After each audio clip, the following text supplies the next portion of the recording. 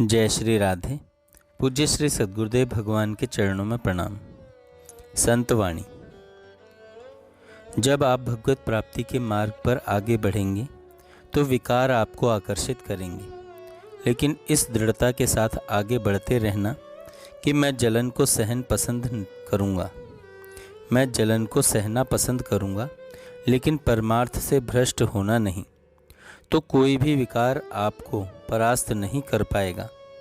विषय भोगों के लोभ से अपने को हटा लो। यदि लोभ करना है तो प्रभु के नाम को जपने का लोभ करो। आज इतना नाम जपा, कल और बढ़ाएंगे। रात्रि में नींद खुलते ही बैठकर नाम जपूंगा।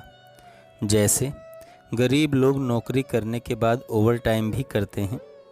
8 घंटे में इतने रुपए मिले तो 4 घंटे और बढ़ा करके करेंगे, तब इतने मिलेंगे। नाम का भी ऐसा लोभ जाग जाए कि मानो आपके पास सोने के लिए 6 घंटे हैं तो अब हम 5 घंटे सोएंगे। 1 घंटा नाम जप और बढ़ाएंगे, 1 घंटा नाम जप और बढ़ाएंगे, ऐसा लोभ हो जाए। 1 मिनट भी अगर कहीं व्यर्थ चला जाए तो अपने लिए प्राण घातक सा लगने लगे कि हाय 1 मिनट छूट गया बिना नाम जप किए। नाम जप में ऐसा लोभ बढ़ाओ। इसी तरह अगर कामना करो तो प्रभु के दर्शनों की, कैसे सुंदर हैं हमारे प्रभु, एक बार तो उनकी झांकी देखने को मिले। अगर कामना करनी है तो इस बात की कामना करो कि हे लाडली जू, मेरा यह मन, मेरी बुद्धि, मेरा चित्त, मेरा अहंकार, ये सब के सब जागतिक संबंध और भोगों में लगे हुए हैं। ये चंचल चित्त आकर्षणी, हे चंचल चित्त आकर्षणी प्रियाजू, आप हमारे चित्त का आकर्षण कर लें। हमारी समस्त ज्ञानेंद्रियां, कर्मेंद्रियां केवल आपके संबंध से ही बर्ताव करें। ऐसे ही क्रोध करना है तो अपने मन पर करो कि अरे दुष्ट, बार बार संसार की तरफ आकर्षित कर रहा है। संसार में तुझे सुख मिला क्या? नहीं मिला ना, फिर क्यों वहाँ जाता है? ऐसे इसके ऊपर शासन करो। लोग कहते हैं कि हमसे भजन नहीं होता है। अरे शास्त्र विरुद्ध गंदे आचरण करते समय तो आप ये विचार नहीं करते हो कि मेरे में सामर्थ्य नहीं, मैं शक्तिहीन हूँ। निंदा असत चर्चा करने में आपकी जबान थकती नहीं, लेकिन कीर्तन करने में आप पर जोर पड़ता है। ये शुद्ध प्रमाद है और ऐसे प्रमादी लोग भजन में प्रमाद करते हैं, किंतु शास्त्र विरुद्ध गंदे आचरण बड़े उत्साहपूर्वक करते हैं। साधक अपने विवेक का आदर करे। जितनी जानकारी आपको है कि ये गलत है तो उसको मत कीजिए। जितनी जानकारी है, अगर उतना ठीक चलने लगोगे तो आगे का रास्ता अपने आप खुल जाएगा। आप बहुत कुछ जानते हैं पर मानते नहीं, अर्थात उसे आचरण में नहीं उतारते हैं।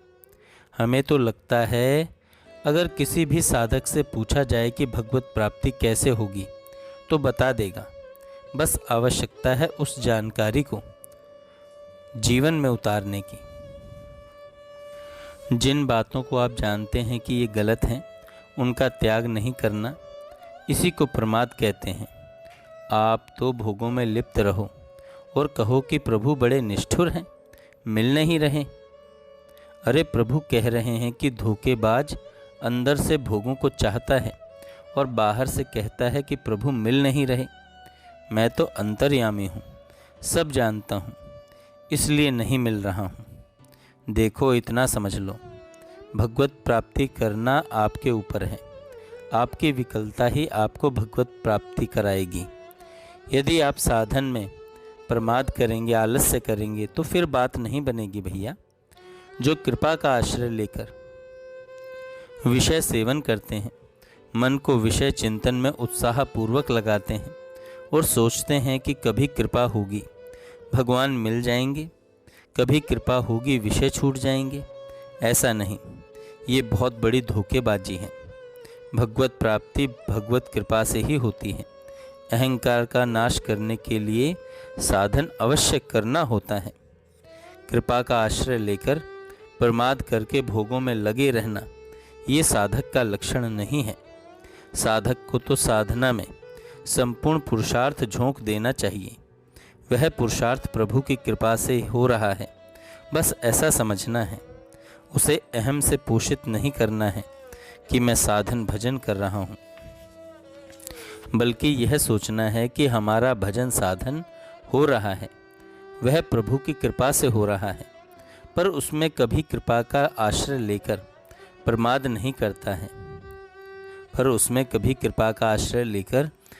नहीं करता है। क्योंकि भगवत प्राप्ति प्रयत्नशील साधक को होती है, पर वह प्रयत्न पुरुषार्थ भगवत कृपा से हो रहा है।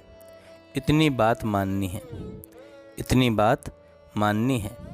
शारीरिक सुख प्राप्ति के लिए प्रयत्न मत करो, जैसे बिना चाहे दुख मिलता है वैसे ही शारीरिक सुख भी मिलेगा। लेकिन जो भगवत प्राप्ति प्रारब्ध से नहीं होती, उसके लिए पुरुषार्थ करो। निरंतर निष्काम भाव से प्रभु का सुमिरन करो। जय श्री राधे।